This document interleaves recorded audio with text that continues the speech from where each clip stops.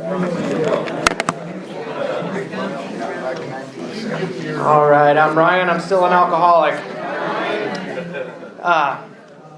It's been a real honor and a real privilege to be here with all of you today, and I just want to thank you from the bottom of our heart. And the people all of us that help out with this event every year, and through your guys' contributions and your generous seventh tradition, we won't have to worry about putting this on. There'll be another spring classic next year. That's always our goal, is just to break even and just to have another one next year. We've been doing it for almost 40 years now, so thank you. So we're up to the final speaker of the evening tonight. First off, though, Jamie O, she mentioned the great fact from the Big Book, which reminded me of the tremendous fact on page 17, which I just really love it. It's the fact that every one of us, that we have discovered a common solution. We have a way out on which we can absolutely agree. I think it really speaks to our saying up here, together is how we make it, right? Because that's the only way. I was so alone for so many years in my disease of alcoholism that today I'm not, and that's where the true freedom and the miracle of Alcoholics Anonymous happens from all you guys. But anyway, thank you so much. Without further ado, it is time for our final speaker. Do we have somebody to come up and introduce our final speaker? Come on up.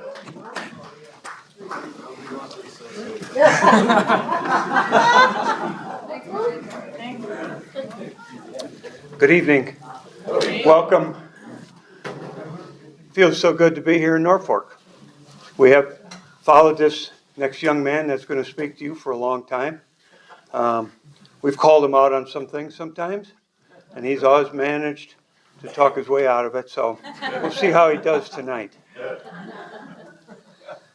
This young man came to Nebraska in 1968, 69, looking for a team to play football with. He didn't look at the weather report when he came, but so he was a little concerned that he got out with shorts and a t-shirt on, and it was 20 degrees out. But he managed to get over that pretty quick, and when he came to practice that first day, we knew things were going to be a little different at the tackle position, that's for sure. We haven't heard him speak before, so we wanted to come up here and watch, because he'll be leaving soon back for the West Coast, and we won't be able to see him again for a while. So please welcome Bob Newton.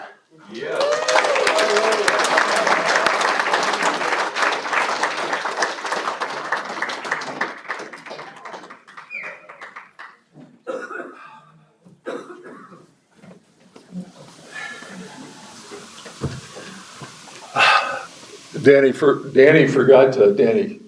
Snice, our teammate and our team captain for the national champion team on the offense in 1970. That was Danny Snice.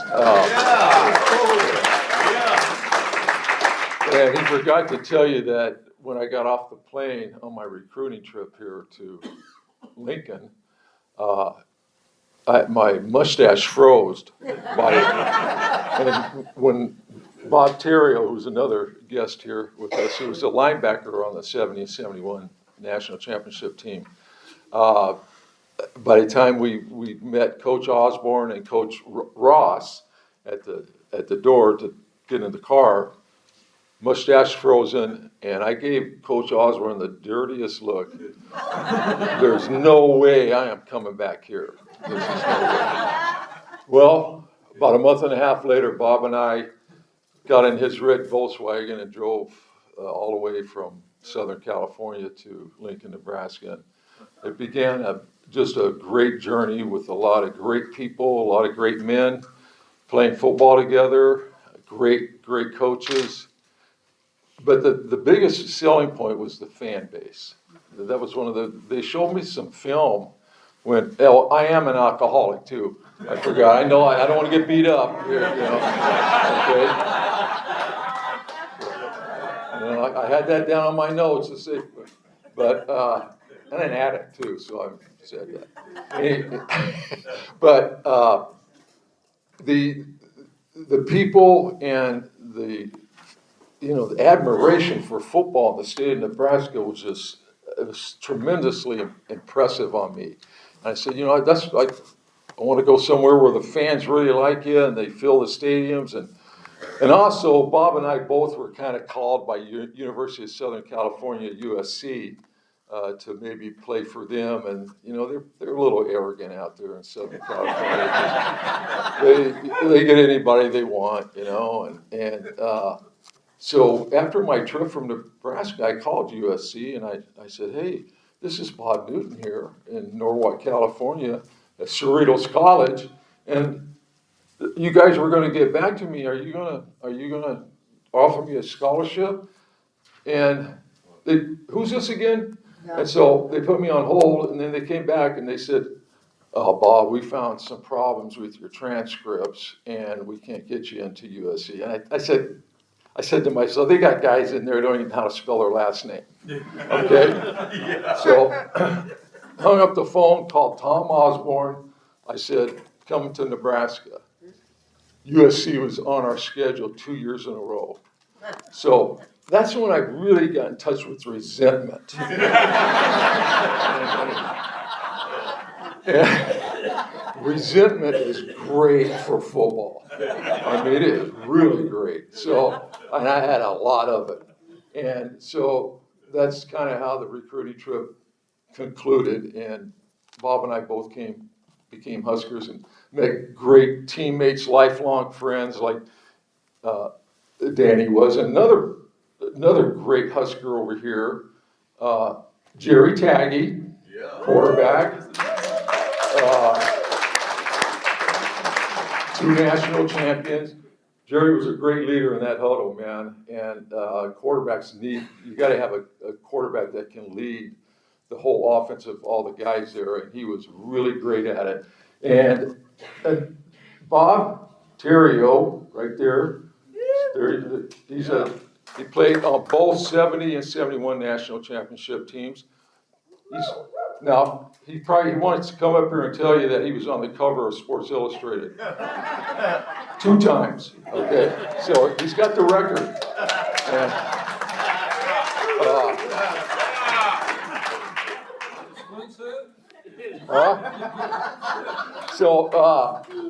and then another really good friend of mine sitting next to Bob is Ron Felton. Ron's been in the addiction field for decades, and I worked with Ron in Lincoln at a place called First Step Recovery for 2 or 3 years, and Ron's specialty is gambling addiction, and he's been a great friend for many years of my recovery. And I have a lot of endearment for Lincoln, Nebraska, too, because I got, after I played 11 years in the NFL, my first 5 years was with the Chicago Bears, and my last 6 years was with the Seattle Seahawks. That took courage. Good job. Yeah. So, but about 6 months after I was terminated from the Seahawks, and then I went to the USFL. With the Boston Breakers, and one night I came to the team meeting intoxicated, severely intoxicated, and I was kind of loud and getting all the attention, and Roman Gabriel, who was a great quarterback, really great coach too, great NFL quarterback for the Rams and so forth. He was our offensive coordinator, and he came over to try to calm me down in this team meeting. And I said, look, well, you guys are screwing me here, man. You should be giving me more money. Just talking a little irrational. Well, the next day, I got a call from Dick Corey, the head coach, said, Bob, we need to talk to you and bring your playbook, okay? So when you hear that in professional football, bring your playbook, you're done. So I met with Dick Corey later that morning, and I took my playbook. And he said, Bob, we got to get, we brought you in here because you're the oldest guy on the team. We needed a leader. He goes, but you got a drinking problem. And I feel like, how dare you say that? You know, I got a drinking problem. I'm still in denial. And he goes, you know, we're going to have to let you go. And the last thing he said to me, he goes, if you don't get help with your drinking problem, because I was, you know, coming to practice late, and, you know, hungover. It progressed. I was 33 years old. I could get away with some of that stuff when I was in my early 20s. But as I got older, it got harder. It got harder each year to play at that level, and being an alcoholic and the way I was drinking and using. But he said, if you don't get help, because you're going to end up on Skid Row. And again, I walked down there and go, how dare he say something like that? I'm never going to end up on Skid Row. You know, I had a pretty nice house at that time and everything. Anyway, I was very ignorant about alcoholism, addiction. And thankfully, when I went to treatment July 12th, so I went to treatment July 12th, 1983 in Monroe, Washington. So I just celebrated in July will be 42 years. I've got 41 years in the books. Yes. Okay. And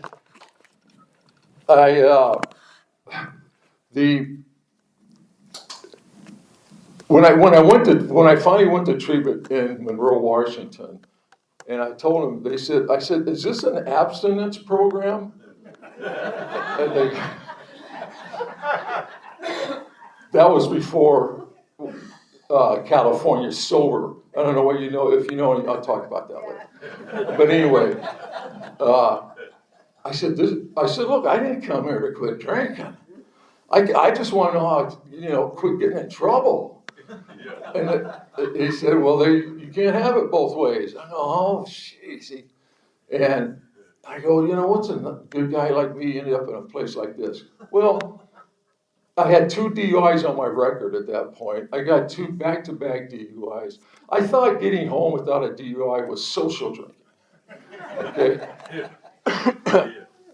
Had 2 on my record, and so I had some legal problems, and I had a woman that I barely knew call me up and say, "You're going to be the father of my baby." I go, "Who is this?" and it was. Of course, I was intoxicated, and thank you very much. Thank you. And so my life was really unmanageable. But I was in so much denial that I had a problem. And I was ignorant about addiction, very uneducated. Now, my dad was a severe alcoholic. In fact, my first childhood memory is watching I was about 4 or 5, sitting next to my mom on a couch, and my dad throwing a beer bottle at my mother's face across the room. And thankfully, it didn't hit her. But that was one of my first childhood memories. So from that point on, I developed tension living in an alcoholic family environment. And I'm so happy that families get a lot more help now than years ago, because everybody in the family needs help, especially those children growing up in that. So when I was first, 14 or 15 years, I had this tension, the tension of living under the roof with a severe alcoholic father, and my mother, who was fairly neurotic around that, because my dad he's a big, loud voice guy, and it was traumatizing, basically. And so it was a dysfunctional household, and it's as my father. So this tension, like everybody used to say, my dad was always off on work at Sundays, Mondays, and Tuesdays. And I would tell people we had the same thing to eat on Sunday, Mondays, and Tuesdays. And they go, well, what was that? I go, it was tension. Because he'd be drunk and start fighting with my mom, And I sat there at the table and looking at them, too small to intervene. When I got older and bigger, I intervened with him and kicked him out of the house once, and because he was so abusive. But that tension, when I was first offered something to medicate that tension, I was about 14 or 15, I got into inhalants. That was my first drug experience, was glue or sniffing, glue and gasoline. 14 years old, sniffing that to numb this tension that I had because of this alcoholic family and my alcoholic dad, and just the dysfunctionality of it. It was just stuff being under that roof day in and day out. That's why, I worked in the alcohol drug field for about 35 years now, or maybe longer than that. Worked with a lot of parents over the years. Very grateful to do that. But I got connected to some relief when I used glue or sniff glue or gasoline. And I only did it maybe 2 or 3 times. I go, I don't think this is going to be my drug of choice. So I moved on to alcohol about 2 years later. I go, oh yeah, this is the drug of choice here. So I started drinking on a regular basis to keep that tension manageable. And time I was a sophomore in high school, I was basically flunking out. I was kind of in high school, and the high school I went to, I was kind of identified as a troublemaker, and that going nowhere. Got arrested for loitering once when I was, I think, 13 or 14. So I was on the wrong path. And very fast on the wrong path. And the athletic director there at the high school I went to, he goes, Bob, you're a pretty big kid. He goes, you ought to come out for football. I go, yeah, I don't know. I'm a baseball player. I played baseball, Little League, Pony League and stuff. But boy, did that save my life. Because that football became the family stability that was missing. My head coach became my father figure, and my teammates became my brothers. And it gave me something to do. And it was good letting that resentment out on somebody across from me, too. But high school football saved my life. I was headed for the legal system. And from there, then going to Cerritos College, and then meeting Coach Osborne and Coach Devaney after 2 years in junior college both those men had the magnificent impression on me. I just took a liking to both of them immediately. Now, Devaney came out to my house. First of all, I don't know how Coach Devaney and Coach Osborne got around in Southern California without GPS. I mean, it's crazy. I don't know. They're both smart men, but it's hard to drive down in Los Angeles and all the freeways. I mean, whoever developed those freeways was on LSD. Okay? But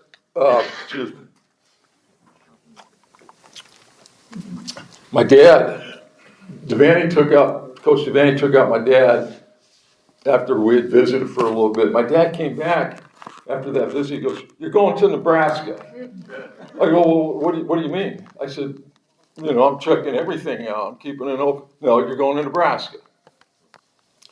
They had gone out and had a few beers, Coach Devaney and my dad just really, really beloved Coach Devaney. And I trusted my dad on that. My dad had some great assets, especially when he wasn't drinking. Really great personality, but when he was drinking, he's violent, abusive, and tough to handle. But so that's how I finally made the decision to go to Nebraska. Coming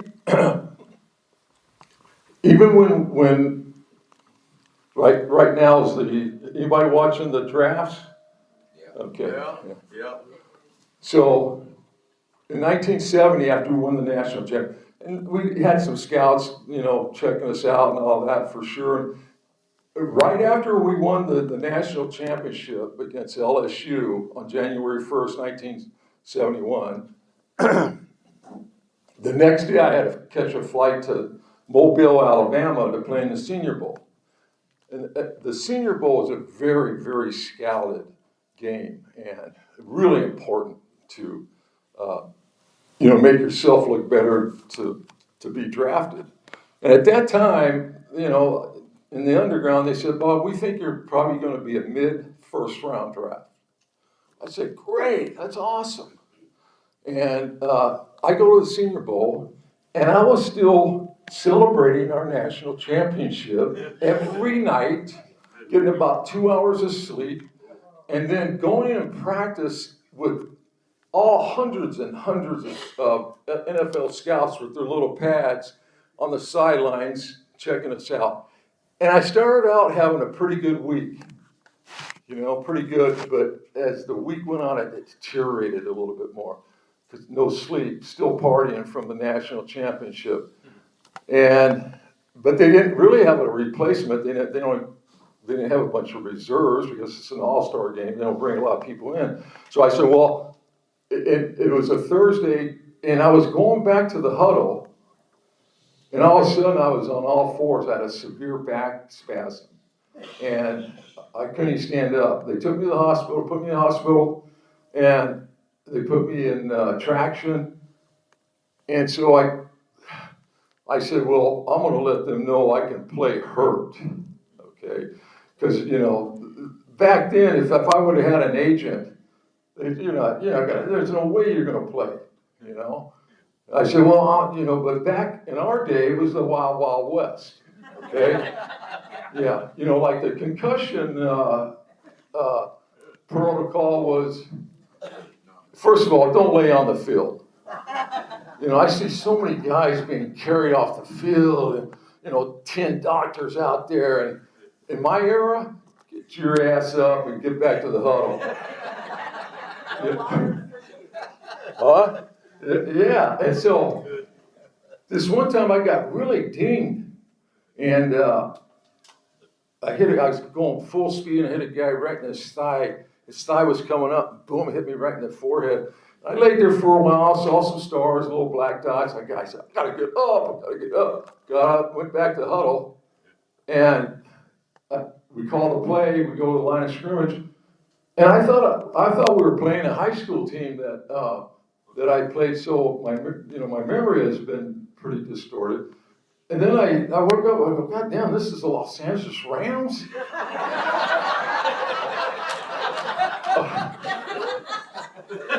So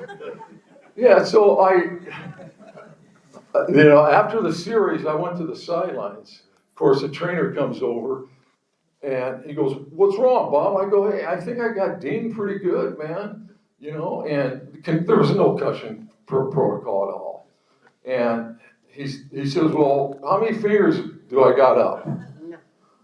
And if he had 3 fingers up, and I said 2, he goes, you're all right, get your ass back out there. Excuse me for the profanity, but it was worse than that. And so, the environment was really macho, really, I was kind of admired by Dick Butkus and all these tough guys that I watched playing. I got to play with Dick with the Bears for 5 years, and he was just a phenomenal. Anything you know about him is true. He's the only player that I saw in 11 years in the NFL. He intimidated everybody. His teammates, the opponents, the referees. They were scared to throw a flag on him. So it was a real different thing. But let me get back to this Senior Bowl incident. I'm partying all week. I end up in the hospital. I get out of the hospital on Saturday morning to play in the game that starts at 3 p.m. And they said, we're going to give you some kind of muscle relaxer, you know. So I took one or two of those, but during warm-ups, I was walking like this with my uniform on.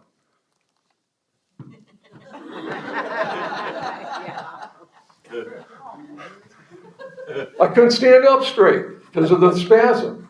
And so I go out there and we held up Dan Pastorini as our quarterback. Has anybody heard of Dan Pastorini? Yeah. Tough kid, tough. And he calls a pass play. Now, Nebraska, I mean, we had a great running game. We passed a little bit, but we didn't have a lot of drop-back passing formations, did we, Jerry? Oh, we did? Okay.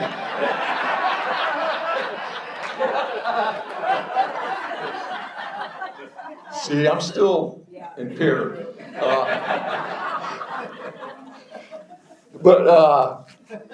So we get up there and I'm still, my ego is like exploded after we won the national championship. I'm walking around cocky, chest out, and everything.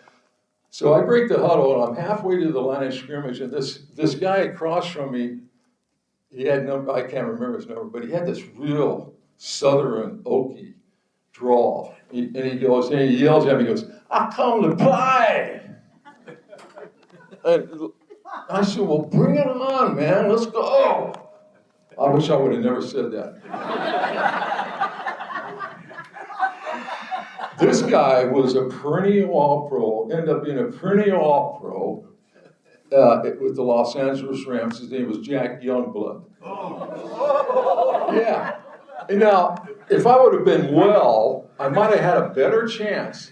I mean, he was really, this guy was really good. And I'd never seen any film on him. We didn't have any exchanging film with those. But I would have done better against him. But, man, he was coming. And so this one, I developed a new block that game. It was called the lookout block.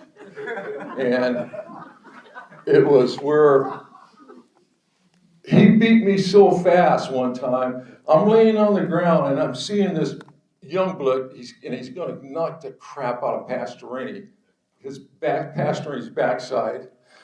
And I yell out, look out!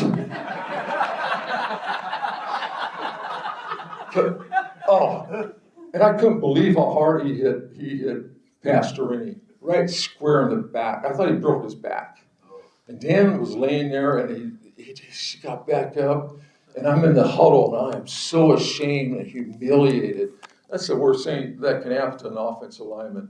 And I'm looking at Dan like, you can say anything you want, man, but he had to say nothing.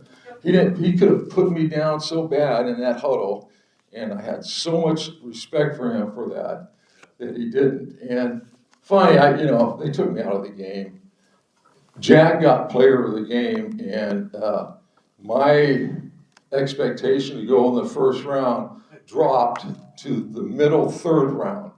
And that's okay. It was okay, but that one game, just my value and it was directly related to my partying and drinking and not getting the right stuff to eat and dress. So that was an example of a severe consequence directly related to my substance uses. But when I went back, I got drafted by the Chicago Bears. Now, has anybody heard of Ron Yeri? Ron Yeri's an NFL Hall of Famer, great, played about 15 years, great player. Did I shut it off? Uh-oh. I think we have a spare. Closing time. I'm wearing it out, man.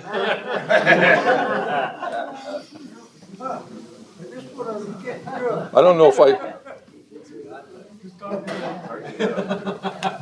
Timeout. You gotta Have a drink. Yeah. Start over, Jake. Maybe it'll stay in one spot. You're going to get a lookout block.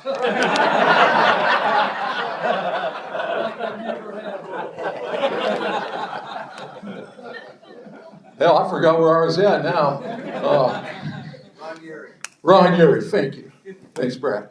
Thank you. Oh, hey, I forgot, Brad and Russ have been so implemental in helping me get here too to speak, and I want to thank you, Brad and Russ, both of you. I forgot to. But Ron Yuri, I talked to him the night before the draft. He goes, Bob, no matter, because we were friends and we went to the same junior college and stuff, and he said, look, whoever you get drafted by, don't get drafted by the Chicago Bears. And I go, well, why? He goes, because they are so cheap. They've got a reputation in the league of being the cheapest team. Guess who drafts me? Chicago Bears in the third round. And then I got an attorney that had no clue what he was doing as far as negotiating. And the Bears were really good at that negotiating contracts. And so different now as far as the money and the contracts and free agency, it's just changed so much. But I ended up going there for 5 years with the Chicago Bears. And my rookie year one night, we played the Miami Dolphins on a Monday night. I was a rookie, and I was just on special teams and stuff like that. And we got beat. We're on the plane going back to Chicago. We get to Chicago like 1 a.m, and I'm looped. Been drinking on the plane all the way, it's a long flight, and pretty drunk, and get in my car, and I drive off from O'Hare Airport, and I get pulled over by I don't know if it was the Des Plaines City Police, but I get pulled over, the red lights came on, I go, oh no. So I pull over, they open the door, I fall out. So they said, no need for any more testing.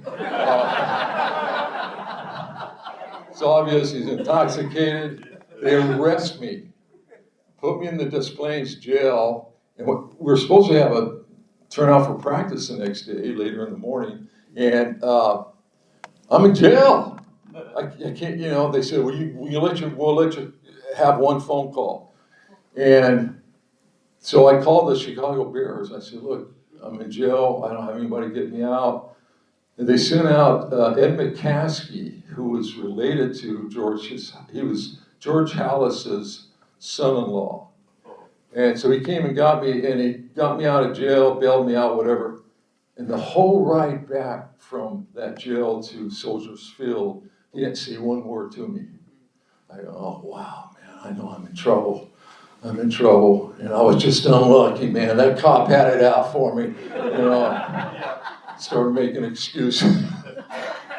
We get to the Chicago Bears facility, and Jim Ringo was my line coach, who was a perennial All-Pro for the Green Bay Packers.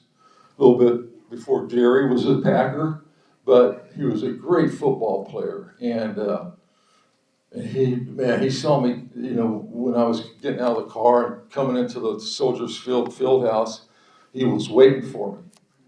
He goes, let me tell you, and they liked me as a rookie. They moved me from tackle to guard, and they were prepping me to be a guard, and taking a lot of interest in me. And he goes, let me tell you, Newton, he goes, I've seen a lot of NFL players lose their jobs because of alcohol and drugs and everything. And I just said, that would never happen to me. I had such a defiant, denial personality when it came to my drinking and using. I would protect it. And anytime it was going to try to get downsized. My wife, I got married at 20. Emotionally, I was about 13 at that time. And I had no business getting married, but I didn't want anybody else to date this girl and marry her, so I married her. Yeah, I know, it's real rational thinking. And, about 6 months into our wedding, she goes, Bob, you need to quit drinking. And I looked at her like, how dare you bring my drinking habits up, you know? You just don't pay any attention to that. There's no way I was going to stop drinking. That's kind of the relationship that I had with a chemical and losing that connection with a human. And, I've had couples that I've worked with over the years and kids and fathers saying, well, my kids never saw me drink in front of them. I said, they may not see you, but there's something missing. They know that. The connection's not there. I said, when you're having an intimate relationship with the chemical, it's impossible to have another intimate relationship with the human because that chemical is taking priority. So it's hard to develop communication skills and sharing and loving and stuff because that chemical is number one. Usually when we get to that stage. So she left me about 6 months later. And I'm just kind of giving you some of the consequences, the legal and the relationship stuff, why I've been authorized to come up here and speak. Because I qualify.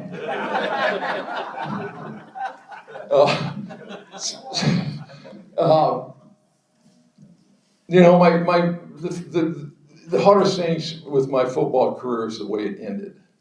I mean, it ended by, I was a late stage alcoholic drug addict that, I saw pictures. Then I was introduced to cocaine in 1974 in a high-rise apartment house in Chicago. And this guy's name, I still remember his name was Danny, and they had all this white powder on the table and everything. They said, hey, Bob, you want some of this? It's a big party, a lot of people. I said, well, what is it? They said, it's cocaine. It's a social drug. I said, well, hell yeah, I love social. What?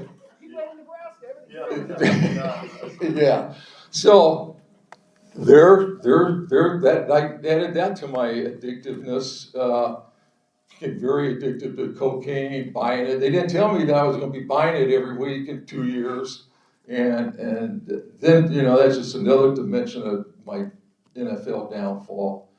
And not only the physicality that the drugs affected, but, the mentality too. Negative, I'd get in arguments with coaches on the drop of a dime. I like to argue anyway, but, it wasn't really recommended because coaches start labeling you as a problem. But so when I went to treatment, they identified me as a late stage alcoholic and a late stage cocaine addict and addictive to marijuana. Now, California, where I was born and raised, they have this thing called California Sober. And it's like, well, you can smoke pot, but you can't drink and use it, And I tried that 10 years before that, when I had 2 DUIs on my record, and I said, God, I gotta quit drinking. But I'm okay smoking pot. Well, my pot use went from about 2 joints a day to about 12. Built a tolerance up. I might as well go back to drinking. This is getting old. So this cross addiction, that's why I always say a drug's a drug. I don't care what the name of it is.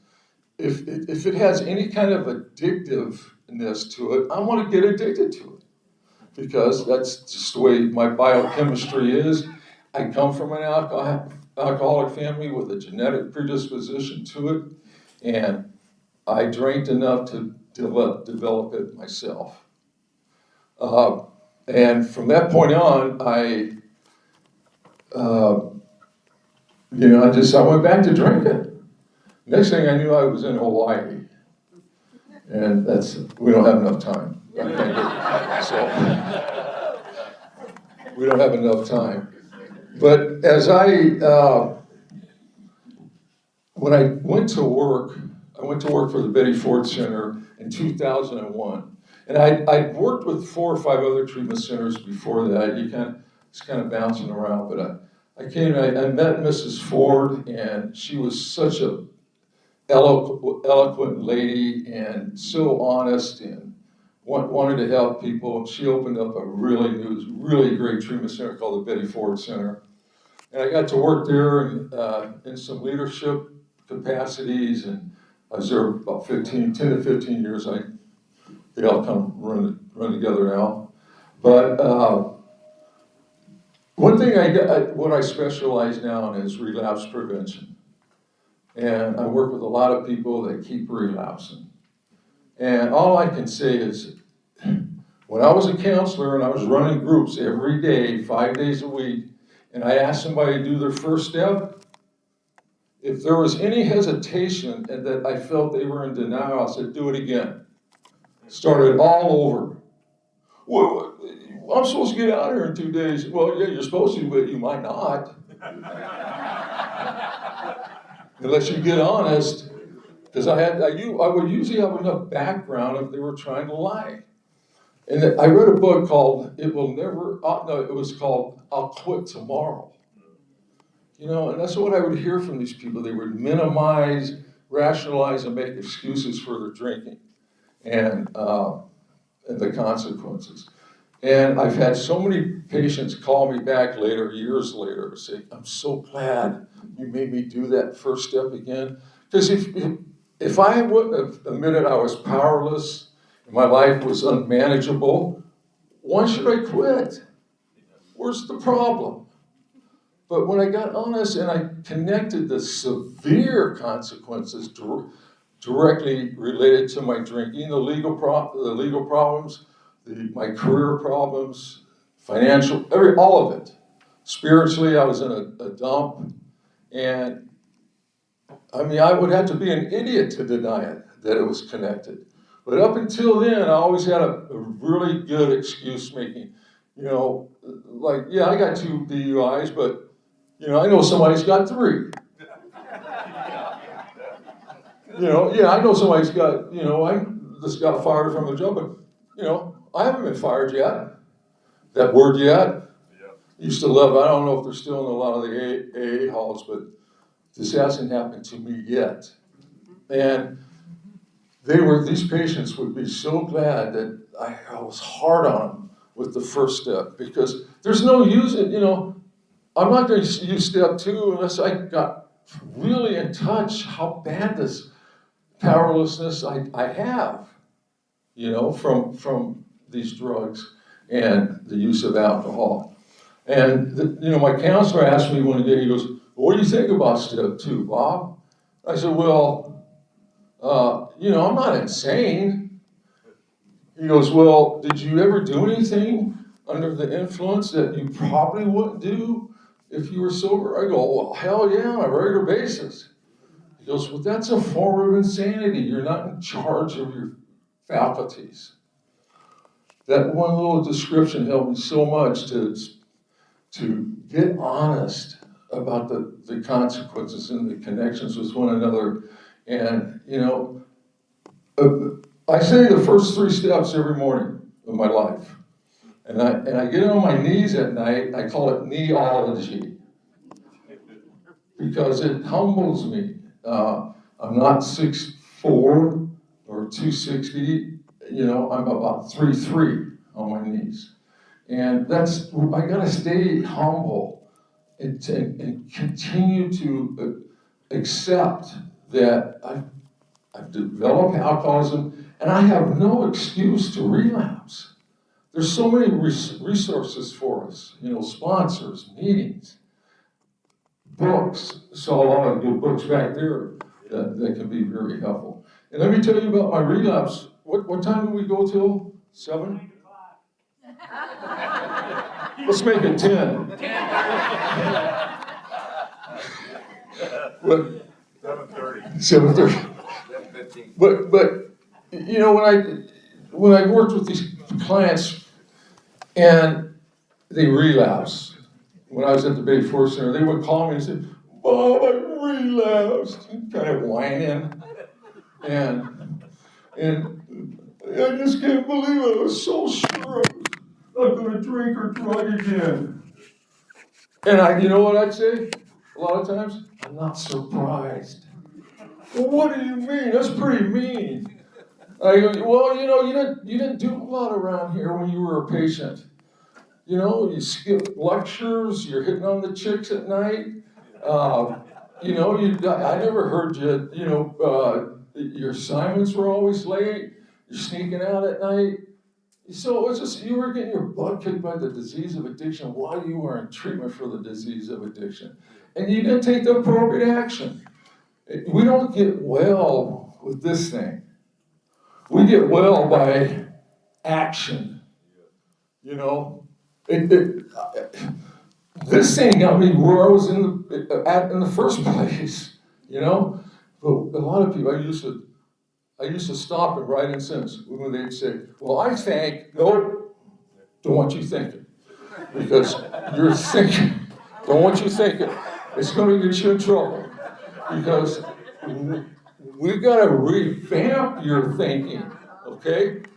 And you got to downsize that enlarged addict alcoholic self that you have into a manageable, downsize that and grow your sober self.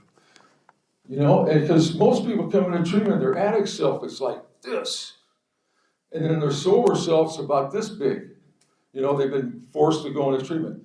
And that little sober self has to grow up and grow over, and it eventually becomes our foundation of sobriety.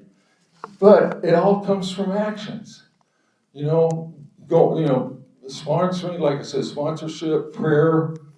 I get on my knees every night and I give thanks, like I said, because it's still a miracle to me that I'm not drinking and using. And I just think that I give thanks to the Lord for that.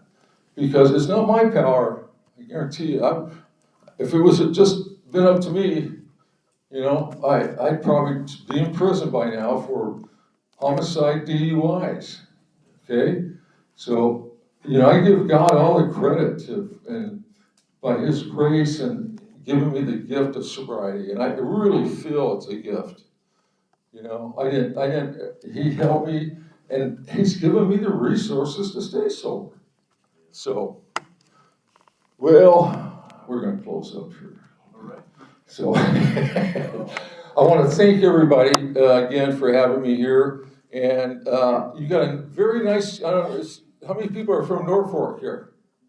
All right, it's a very nice community. We went and drove around a little bit and got something to eat at Hy-Vee. That's a nice Hy-Vee. I've never seen a Hy-Vee that nice. Well, but I was real impressed. We got some coffee there and everything. So you got a very beautiful community. And again, thanks a lot for having me. And keep it one day at a time. Easy does it. Thank you.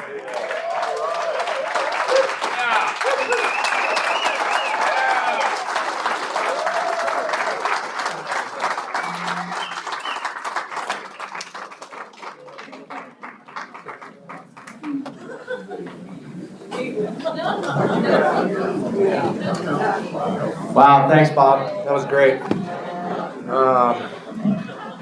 That concludes our, I believe we got one more. We're going to do the sobriety countdown at 7:15. I'm not sure who's going to do that. Russ will probably come up and do that. Thank you so much for everybody, all our speakers today.